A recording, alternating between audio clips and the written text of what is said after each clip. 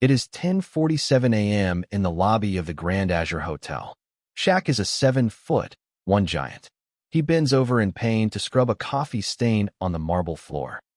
He wears a dusty gray uniform to find out why 42% of his workers are quitting. Curtis, a young supervisor, kicks a water bucket. He yells, "Old man, you are costing me $1,200 an hour." A cocky boss shows off his power against a slow old man. Shaq stays silent and watches. He begins to uncover the truth about the bad management. Hidden cameras, unfair fines, and a scared worker named Linda are his biggest obstacles. What will Curtis do when he finds out the man he insulted is worth $400 million? Shaq did not look up. He kept his eyes on the brown stain under his rag. His knees popped like old wood. 19 years of basketball had left marks that no doctor could fix. He was 54 years old now, but his body remembered every game. He wore a name tag that said Lyle. Nobody at the Grand Azure knew who he really was. To them, he was just a slow new hire who moved like a mountain trying not to fall. The locker room in the basement was built for normal men. Shaq had to turn sideways to fit through the door. His shoulders scraped the frame every single time. He kept a small notebook in his back pocket. Inside it, he wrote down names, times, and numbers. He wrote down everything Curtis did wrong. 6 weeks earlier, Shaq had gotten a call from an old friend. His friend ran a charity that helped hotel workers. She told him something strange was happening at the Grand Azure. Workers were quitting fast. Some left without even picking up their last paycheck. She asked Shaq for money to help them. Shaq did not send money that day. He asked a different question instead. He asked why good workers would leave good jobs without a fight. Something about that question stayed in his chest all night. He grew up in Newark, New Jersey, in a small apartment, with his mother, Lucille. Money was tight every single month. His mother worked long shifts and came home with tired eyes and sore feet. Shaq remembered watching her count coins on the kitchen table. He remembered the shame in her face when the numbers did not add up. He never forgot that feeling. Even after 4 NBA championships and hundreds of millions of dollars, that memory sat quiet in his chest. It was the reason he could not just write a check and walk away. He needed to see the truth with his own eyes. So Shaq called the hotel's owner, a man he had met years before at a charity dinner. He asked for one favor. He wanted to work undercover as a janitor for 2 weeks. The owner thought it was a joke at first. Then he saw how serious Shaq's voice was, and he agreed. Shaq picked the name Lyle. It was his grandfather's name. He shaved his beard down to almost nothing and wore thick glasses that changed his face. He bought size 23 sneakers from a store that made shoes for tall men. He told his assistant to cancel every public appearance for 2 weeks. He told no one else, not even his closest friends. On his first day, the human resources woman barely looked at him. She handed him a uniform 2 sizes too small and pointed him toward the basement. "Talk to Curtis," she said. "He runs the cleaning crew." Curtis was 28 years old. He wore his hotel badge like a medal. He had a tablet in his hand at all times, tracking every second of every worker's shift. When he saw Shaq walk in, he laughed out loud. "You're going to need a bigger mop," Curtis said. "Or maybe a bigger hotel." Shaq said nothing. He just nodded and picked up the mop that was handed to him. That silence confused Curtis. Most new hires either laughed along or looked scared. Shaq didn't either. He simply watched, like a man reading a book he already knew the ending to. The first task was cleaning the lobby floor before the morning rush. Shaq got down on his knees, even though his body screamed at him not to. He scrubbed slowly, carefully, the way his mother once taught him to clean a stove. Every movement hurt. His knees cracked with every shift of weight. But he kept his face calm, like still water. That was when the coffee stain appeared. A businessman had spilled his cup near the front desk and walked away without a word. Shaq got down again to clean it. That was the moment Curtis walked over, phone in hand, ready to make a show of it. "Old man, you are costing me $1,200 an hour," Curtis shouted, loud enough for guests to hear. He kicked over a nearby water bucket just to make a point. Soapy water spread across the marble floor. Shaq looked up slowly. His eyes were calm, but sharp. He said nothing. He simply reached for a fresh towel and started again. Curtis smirked and walked off, feeling like a king who had just proven his power. A few guests glanced over, uncomfortable, but no one said a word. That was the first lesson Shaq learned about the Grand Azure. People saw cruelty happen in plain sight, and they chose to look away. Later that day, Shaq noticed something odd. A woman near the elevators was crying quietly while holding a small stack of papers. Her name tag read Linda. She was around 52 years old, with gray streaks in her hair and deep lines under her eyes from years of long shifts. Shaq did not approach her right away. He simply watched, from a distance, the way he had learned to watch defenders on a basketball court before making his move. He noticed she kept glancing at her phone, like she was waiting for bad news to arrive. That evening, in the break room, Shaq finally heard her story from another worker. Linda had accidentally dropped a glass while carrying a room service tray. The glass was worth about $4. Curtis had docked $50 from her paycheck as a damage fee. Linda needed every single dollar. She was raising a daughter alone, and medical bills from an old surgery were piling up fast. Shaq felt something tighten in his chest. $50 was nothing to him, but he knew exactly what $50 meant to a mother trying to keep the lights on. He remembered his own mother stretching a $10 bill across an entire week. That night, lying on a thin mattress in a cheap motel near the hotel, Shaq wrote in his notebook. He wrote down Linda's name. He wrote down the $50 fine. He wrote down the exact time Curtis had kicked the water bucket. He was building something, piece by piece, like a man laying bricks for a wall he had not designed yet. He also wrote something else. That night, words meant only for himself. He wrote, "I did not come here to save anyone. I came here to see if the system is broken or if the people running it are just cruel." He underlined the word system twice. The next morning, Shaq's body ached even worse than the day before. His back felt like it had been hit by a truck. But he pulled on the same dusty gray uniform and walked back into the Grand Azure before the sun fully rose. He told himself this was nothing compared to what his mother went through. She never had the choice to walk away. Shaq did have that choice, and that made his pain feel small in comparison. Still, every step down those basement stairs felt heavier than the last. Part of him wanted to quit right there on day 2. He could simply reveal himself, fire Curtis on the spot, and go home to his warm bed. But something told him the real problem was bigger than one loud supervisor. He needed to see how deep the rot went before he could fix it the right way. That decision would soon test him harder than he ever expected. By the 3rd day, Curtis had found a new way to test Shaq. He handed him a mop and pointed toward the men's restroom near the banquet hall. Inside, a guest had gotten sick after a late night of drinking. The smell hit Shaq before he even opened the door. Curtis stood in the hallway, filming with his phone. "This is going to be good content," he said, laughing to another employee. "Watch the big guy try not to throw up." Shaq's stomach turned, but his face stayed still. He grabbed a mask from the supply cart and got to work. His hands that once palmed a basketball like it was an orange, now gripped a mop handle covered in someone else's mistake. He thought about walking out. He thought about grabbing that phone and crushing it in his palm. Instead, he breathed slowly through his mouth and kept moving. He remembered a phrase his mother used to say, "Respond, don't react." She said it to him after every school fight, after every insult from kids who made fun of his height. Those 4 words had carried him through more storms than any trophy ever had.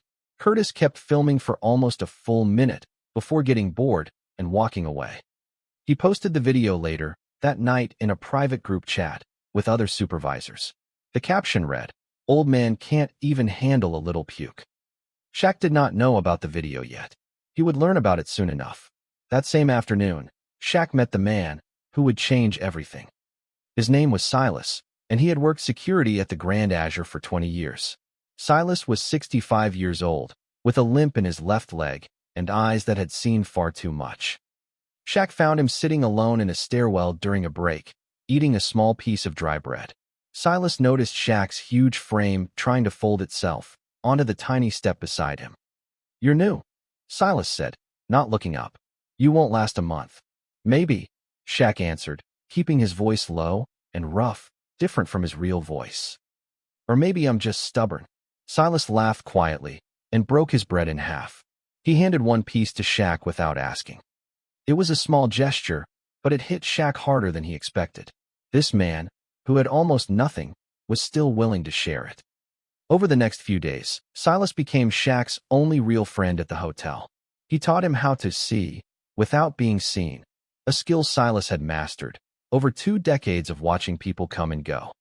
He taught Shaq which cameras were broken, which hallways Curtis avoided, and which doors were always locked after 9 p.m.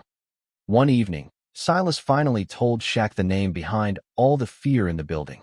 Jasper, he whispered, regional director. He set up something he calls the law of silence. Nobody talks about the fines. Nobody talks about the missing hours on their paychecks. If you talk, you disappear from the schedule, and then you disappear from the building. Shaq asked why nobody had reported it to corporate. Silas just shook his head. Reported it to who? Jasper writes the reports. Curtis follows his orders. The workers here need this job more than they need justice. That night, Shaq could not sleep. He stared at the ceiling of his motel room. He thought about his own foundation, the one that had given away millions of dollars to families in need. He had always believed money could fix broken systems. Now he wondered if some systems needed something money could never buy, a witness willing to stay until the truth came out. He decided to stay undercover longer than planned. He signed a new form at the front desk. It was for what the hotel called special labor, a stretch of 14-hour shifts with almost no breaks. He used the name Lyle on every form. He told his assistant to keep his phone off, unless it was a true emergency. For the first time in years, Shaq disappeared completely from his own famous life. The days blurred together after that. Shaq mopped floors, carried heavy trays, and scrubbed grease from kitchen vents that were barely 15 inches wide. For a man his size, this was its own kind of torture. He had to twist his shoulders and crawl on his elbows just to reach the deepest parts of the vents. His knees screamed every single night. Curtis noticed how hard Shaq worked and decided to push even further. He assigned him the worst jobs on purpose, hoping to make him quit. One task involved cleaning the hotel's basement ventilation system, a space only 5 feet tall. Shaq had to crouch the entire time, his back bent like a question mark. Linda saw him struggling one afternoon and quietly brought him a bottle of water. "You don't have to prove anything to him," she whispered, nodding toward Curtis's office. "He does this to everyone eventually." Shaq thanked her and asked, carefully, why she stayed at a place that treated her so badly. Linda's eyes filled. With tears, she quickly blinked away. "My daughter has bills," she said simply. "Hospital bills. I can't just walk away from a paycheck, even a bad one." Shaq nodded slowly. He did not offer her money. He remembered the rule his mother lived by, and the rule he now lived by too. A handout could fix one bad week. It could never fix a broken system that kept creating bad weeks for people like Linda. Instead, he offered something smaller, but just as real. He started helping her carry the heaviest loads, the 40-pound boxes of linens that came in twice a day. In return, Linda taught him faster ways to clean stubborn stains, tricks she had picked up over 15 years on the job. A quiet friendship grew between them, built on shared exhaustion and small kindness. One afternoon brought a moment of real danger. A group of businessmen walked into the lobby, and Shaq recognized one of them instantly. It was a man he had done a real estate deal with years earlier, someone who absolutely knew his real face. Shaq's heart pounded as the man's eyes swept across the lobby. He grabbed the nearest trash cart and pushed it in front of his body, bending low as if searching for something on a low shelf. The businessman walked right past him, close enough to touch, and never looked twice. Shaq did not breathe again until the elevator doors closed behind the man. That close call reminded him how fragile his cover truly was. One wrong glance, one careless moment, and the entire plan would fall apart before he had the proof he needed. A week into his undercover work, Shaq finally found the thread that would unravel everything. He was assigned to empty the trash bins outside Curtis's office late one night. Through the half-open door, he saw a black leather notebook sitting on the desk, left open by mistake. He glanced down the hallway. No cameras pointed this way, just like Silas had told him. His heart raced. As he stepped inside, and looked closer. Page after page listed employee names next to strange dollar amounts. Fines for uniform violations. Fines for excessive breaks. Fines that never matched any real policy Shaq had seen posted anywhere in the building. At the bottom of several pages, he saw Jasper's initials next to approval stamps. This was not random cruelty from one bad supervisor. This was a system, built on paper, designed to steal from tired workers one small fine at a time.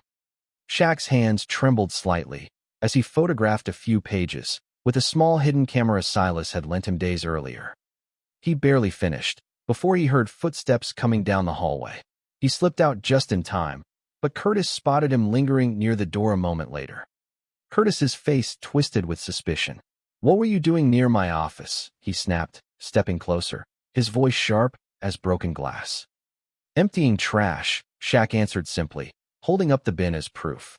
Curtis did not fully believe him. "I catch you near my door again, I'm calling the police," he warned. "I'll tell them you were stealing. Nobody is going to believe a janitor over me." Shaq said nothing back. He simply nodded and walked away, his pulse still hammering beneath his calm exterior. He now had proof, but he also had a target on his back. The walls of the Grand Azure were closing in faster than he expected. 2 nights later, the Grand Azure hosted its biggest event of the year, a charity gala, with over 300 guests in the main ballroom. The kitchen staff worked at full speed, plates moving in and out like a fast river. Shaq had been placed on cleanup duty near the back kitchen entrance. Just before the main course was served, disaster struck. A large container of cooking oil slipped off a cart and shattered across the kitchen floor. Oil spread everywhere, thick and dangerous, right as servers needed to move quickly with hot trays. Curtis exploded with anger the moment he saw it. He grabbed Shaq by the sleeve of his uniform. "Clean this up right now, with your hands, if you have to," he shouted over the noise. "You have 30 minutes, or you and Linda are both done tonight. I mean it this time." Shaq's jaw tightened, but he dropped to his knees anyway. There were no extra towels left, no mop close enough to reach in time. He used his bare hands to scoop the thick oil into buckets again and again. His fingers slipped and burned against the harsh cleaning chemicals mixed in. His knees pressed hard against the tile floor. Every movement sent sharp pain through joints that had already survived 19 years of professional basketball. Sweat mixed with oil on his forearms. At one point, his hands began to bleed slightly from scraping against a broken piece of glass hidden in the mess. He kept working anyway. Somewhere in that 30 minutes, something inside Shaq shifted completely. He was no longer thinking like Shaquille O'Neal, the 4-time champion worth $400 million. He was thinking like Lyle, a tired man, with bleeding hands trying to protect a co-worker's job. For the very first time, since this whole journey began, Shaq truly understood the weight Linda carried every single day. Not just imagined it, not just sympathized with it from a distance, but felt it in his own aching body. The pain in his knees was not a performance anymore. It was real, and it connected him to every tired worker he had ever quietly admired from afar. He finished with 2 minutes to spare, his hands raw and shaking. Curtis barely looked at the result before walking away to take credit with his own manager. He never said thank you. He never even glanced at Shaq's bleeding fingers. Later that night, exhausted beyond words, Shaq sat in the empty kitchen with Silas. He wrapped his hands in a spare bandage from the first aid kit. Silas studied him closely, quieter than usual. "You're not like the others," Silas said slowly. "Most men would have walked out an hour into this job. Who are you, really?" Shaq almost told him the truth right there. Instead, he simply said, "Someone who needed to remember something he almost forgot." Silas nodded like he understood more than he let on. He reached into his jacket and pulled out a small flash drive. "I've been collecting things too," he admitted quietly. "Copies of payroll reports. I was too scared to use them alone. But maybe you're not as alone as I thought." That night, using a laptop Silas kept hidden in a security closet, Shaq combined the photos from Jasper's notebook with Silas's payroll files. Together, the picture became painfully clear. Over the past 2 years, Jasper had approved false fines on more than 100 employees, quietly pocketing the difference through a fake vendor account. The total came to Over $84,000, stolen dollar by dollar, from people who could least afford it. Shaq stared at the number on the screen for a long time. $84,000 was less than what he once spent on a single car.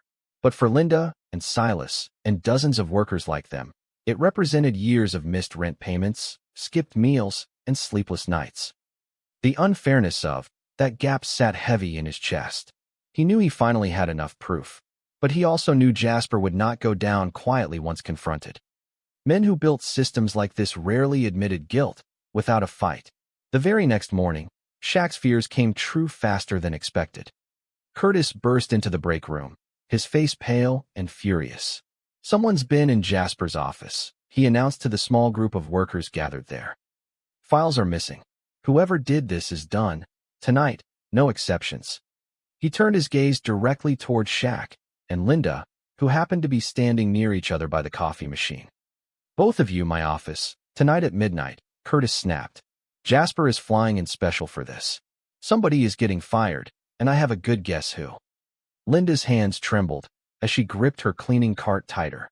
She looked at Shaq with wide, frightened eyes. "I didn't do anything," she whispered. "I don't even know what he's talking about." Shaq placed a steady hand on her shoulder, careful to keep his voice calm despite the storm building inside him. "You won't lose your job tonight," he told her quietly. "I promise you that." It was a promise he was not entirely sure he could keep. But he needed her to believe it, if only to get her through the next 12 hours. At midnight, the boardroom on the top floor buzzed with cold fluorescent light. Jasper sat at the head of a long glass table, his suit perfectly pressed, his expression carved from stone. Curtis stood beside him, practically vibrating with excitement at finally catching someone. Linda sat nervously in a chair near the door, clutching her purse like a shield. Shaq stood a few steps behind her, his massive frame folded slightly beneath the low ceiling lights. He was still playing the quiet, tired janitor named Lyle. Jasper opened a thin folder and slid it across the table toward Curtis. "2 termination letters," he said flatly, his voice smooth as polished stone. "One for theft of company documents. One for general incompetence." Curtis smirked and looked directly at Shaq. "Big guy, moving slow one last time," he said, chuckling under his breath. "Should have known someone your size couldn't handle real work." Jasper leaned back in his leather chair, studying Linda with cold, unbothered eyes. "People like you," he said, his tone dripping with quiet contempt, "should be grateful we even give you a chance to work here at all." The room went silent for a long, heavy moment. Something in Shaq's chest finally cracked open, not from anger, but from clarity. He understood now that Jasper did not see workers as people at all. He saw them as numbers to be trimmed whenever convenient. Linda's eyes filled. With tears she tried desperately to blink away. She had done nothing wrong, yet she sat there absorbing insults meant to break her spirit completely. That was the exact moment Shaq decided the law of silence would end tonight, one way or another.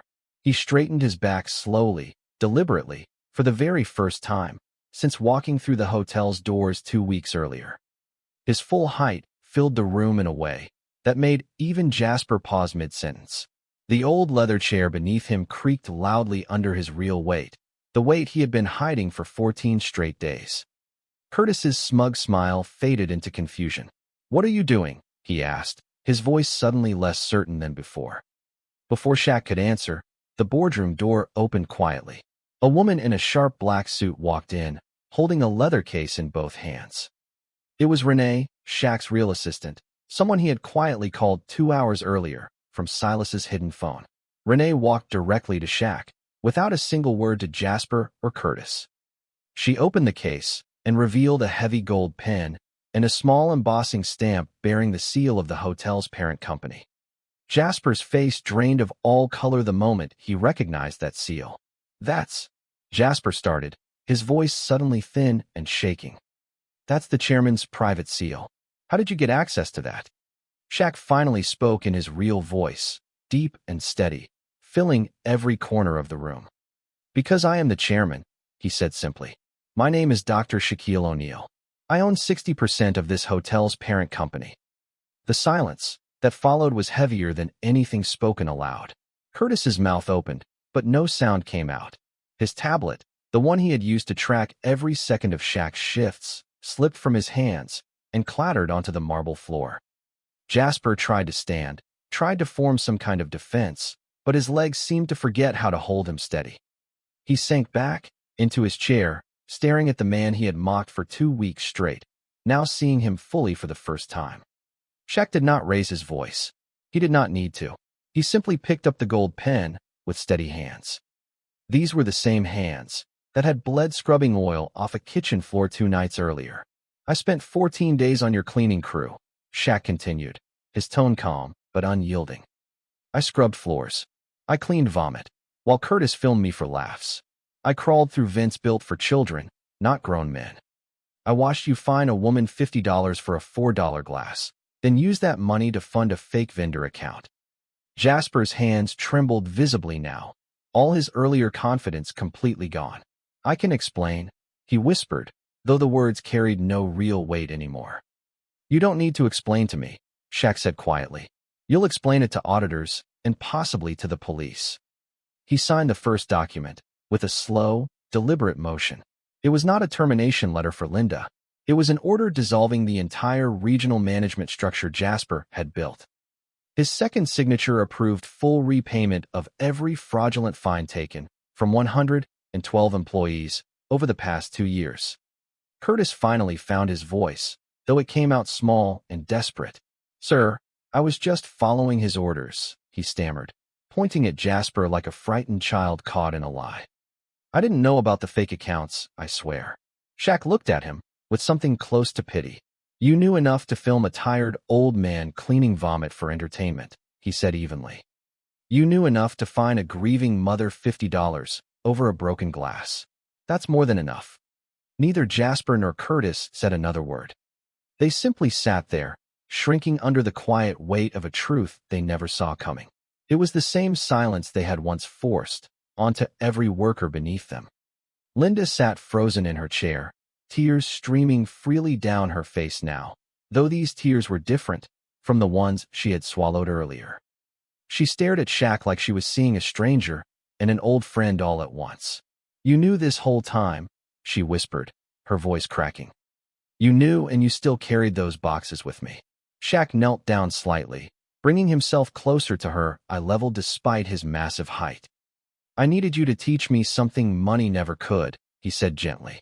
You taught me what it feels like to keep working hard even when the whole world seems to be against you. Word of what happened that night spread through the hotel within hours. By morning, corporate investigators had already arrived, pulling financial records and interviewing every worker on the cleaning staff. Jasper and Curtis were both formally terminated before noon, facing serious charges of fraud and theft. The company's internal audit confirmed everything the black notebook and Silas's flash drive had already revealed. Jasper had personally approved over $84,000 in fake employee fines. He funneled the stolen money through a shell vendor account registered under his sister's name.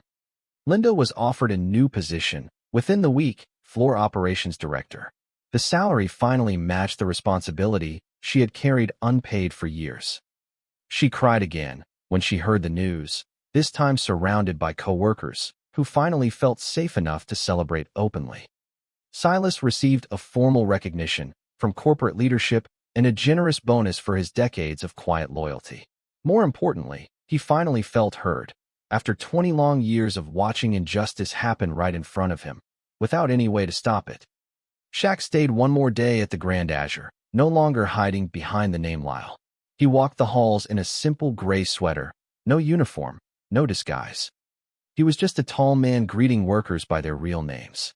Before leaving, he asked to see Linda privately in the small break room, where they had first shared a quiet conversation weeks earlier. He handed her a folded check, along with a single folder containing her daughter's complete hospital billing history. I didn't want to just hand you money, Shaq explained softly. That's not what this was about. But I looked into your daughter's account, and I paid off the remaining balance myself, every last cent of it. Linda opened the folder with shaking hands. The final number stared back at her for $1,217.83, now marked completely paid in full. It was the exact amount Curtis had once mocked as pocket change for someone like Shaq. Why this exact amount? She asked quietly, her voice barely above a whisper. Because it mattered to you, Shaq said simply. That makes it matter to me too. Linda wrapped her arms around him then, barely reaching his chest, sobbing quietly into his sweater. Shaq stood still, letting her cry, understanding that some moments needed silence more than words. He left the Grand Azure just after sunrise the next morning. He walked out, through the same lobby doors he had entered 14 days earlier, as a stranger named Lyle. The marble floor beneath his feet gleamed now, clean and bright under the early morning light. As he stepped outside, into the cool morning air, Shaq thought about his 4 championship rings sitting quietly in a case back home. None of them had ever felt as meaningful as watching Linda's shoulders finally relax, free from fear for the first time in years. He thought about his mother, Lucille, and the countless nights she counted coins on their kitchen table in Newark. He hoped, wherever she was watching from, that she understood her lessons had never been wasted on him. Money had never been the real answer, not fully. Dignity was the answer, quiet and steady, earned through action rather than announcement. Shaq had spent 14 days proving that some debts could never be repaid with cash alone. The real payment was the simple act of being seen, heard, and treated like a human being. As his car pulled away from the Grand Azure, Shaq glanced back one final time. Linda stood at the entrance, waving with a smile that reached all the way to her tired but grateful eyes. Silas stood beside her, giving a small, respectful nod. Shaq nodded back, then closed his eyes and let out a long, quiet breath. For the first time in 14 exhausting days, the giant finally allowed himself to simply rest.